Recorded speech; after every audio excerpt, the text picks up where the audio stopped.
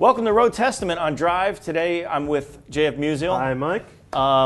And don't forget to follow us on Twitter at DriveTV because we're going to be talking about NASCAR, which is something I know that you guys either love or hate. Actually, they probably hate.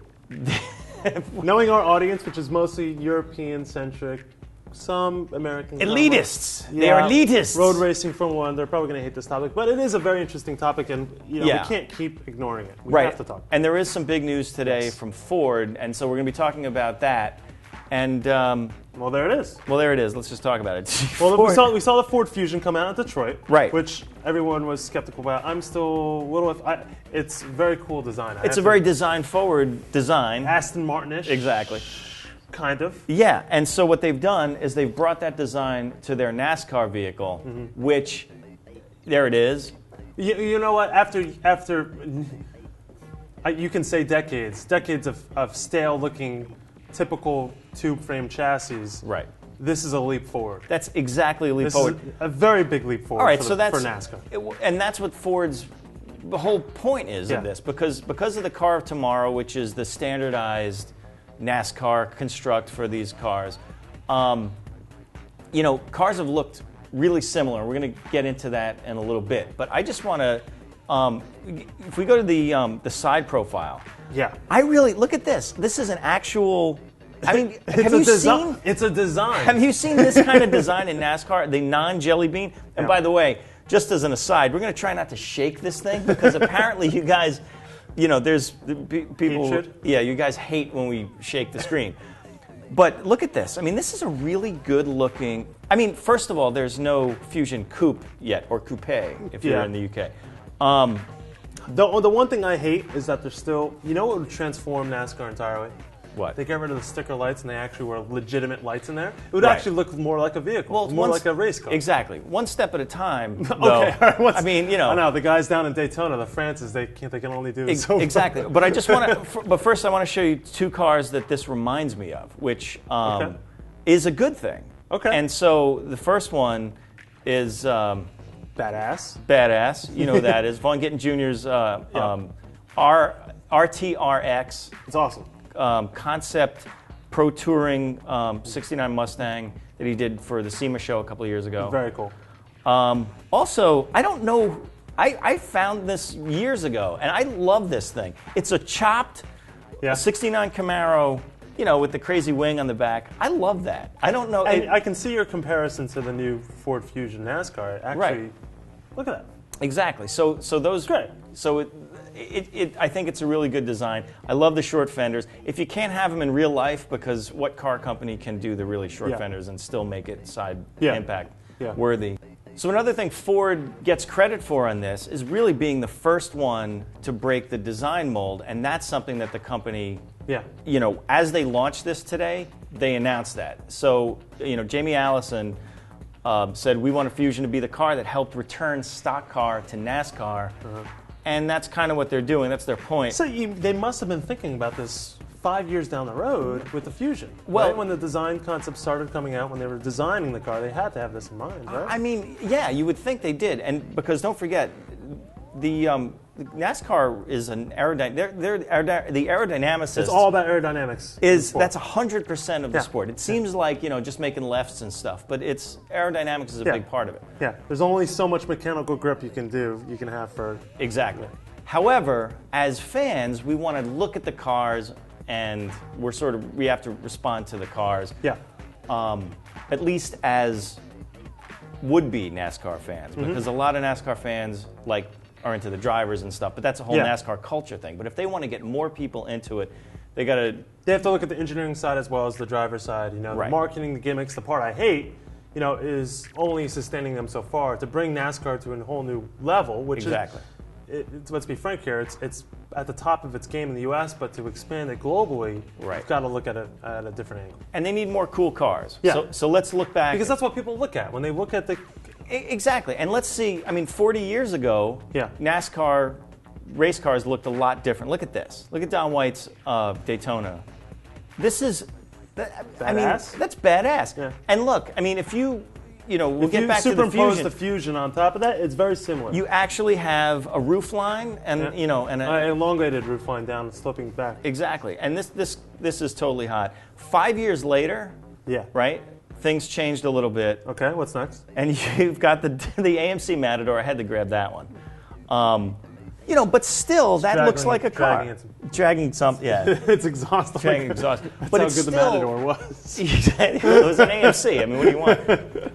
But it still looked like the car. It still looked like the AMC Matador. Of course, Kelly Yarborough in the... they should just stop NASCAR right there. The Chevy Monte Carlo of late 70s. Can you imagine if they were still racing that today? Yeah. Screw F1. I want to see that. Right. But I mean, look, it has the same roof line as the car. It's a brick up front. It's not even... Worst aerodynamics you could imagine. Yeah. But this was the years before they started wind tunnel testing everything. Yeah. But, Kelly Yarborough. All right, so then 5 years later, another Monte Carlo, mid-'80s, Bobby Allison's This is really where this is right at the point NASCAR kind of lost it in terms of making it all very generic and looking at. Well, car design in general. I mean, it kind of looks badass now. Yeah. Well, I mean, with the chopped, chopped back roof line, yeah. Right. It still looks cool, but we're getting into the point where car design in general just was starting to falter, and then we're getting a little bit more into wind tunnel design, which that was a progressive move forward for the sport. Right. You must admit, it was when they started taking the cars and putting them in the wind tunnels and actually doing the math of these things, and not just thinking the mechanics of it. This is when the eggheads took over. This is a successful part of NASCAR, and it's not something we should ignore. No. Because it's a huge element of all racing, and for them to adopt it when they did, it took NASCAR to another level, which is what they needed to do. Right. But I think we're at a point where they need to take it to another level. Right. Because check this out. I love this shot. Now, the amazing thing about this is that this is post Car of Tomorrow. Yeah. This is the latest, well, not the very latest, but this is what the... This is the modern times of NASCAR, where you can't actually tell. Which one is the Toyota? Right? Exactly. Don't look at the logos. They are all the same. It is pathetic. They look exactly the same. Even back to the... Everything is exactly the same, right? Everything. So we're at the point that... what benefit is this to a car manufacturer? I don't know, but you better be careful. Sorry. Why put I'm getting so frustrated with NASCAR. Why have your badge up there if it doesn't?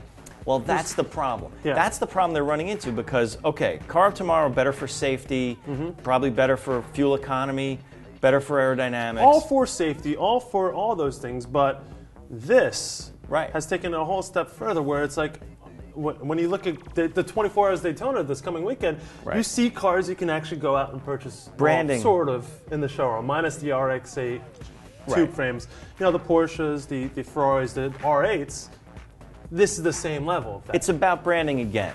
Race on Sunday, sell on Monday. Right. I mean, and when it comes to NASCAR, I think that for a while they've been playing to their fan base, and NASCAR fans. Let's put it this way. The cars are part of the game now, but it's mostly about the drivers for NASCAR fans. Yeah. They've got the drivers that they're into. When you go to the tailgate thing, it's about who it is that they're rooting for. What autograph you got, who you saw in the paddock that day. And this is the reason I actually do really despise the sport in some moments because it has taken motorsports away from motorsports. It has become a marketing exercise. You look at Danica Patrick. You look at those examples of it's not progressing anything. It's not progressing any technology. It's not progressing any vehicle manufacturers. Or at least it doesn't have the appearance of that. Well, it's coming down to a game. It really is just a game of outdoing each other. Right. From a marketing standpoint. Well, it's gotten them to a certain point, but like any other business or like sharks, if they don't keep growing, they're going to die. Yeah. So unless they get you guys who are not really into NASCAR at all because they only turn left, they're not sports cars, They seem retrograde in technology, and that's our cue that we're running out of time. Yeah, exactly. So, what do you guys think? Are you into NASCAR? Is the new Ford Fusion? Excuse me. Again, problem with the Jamie Ford Fs. Allison is going to kill you. Jamie Allison's going to kill me.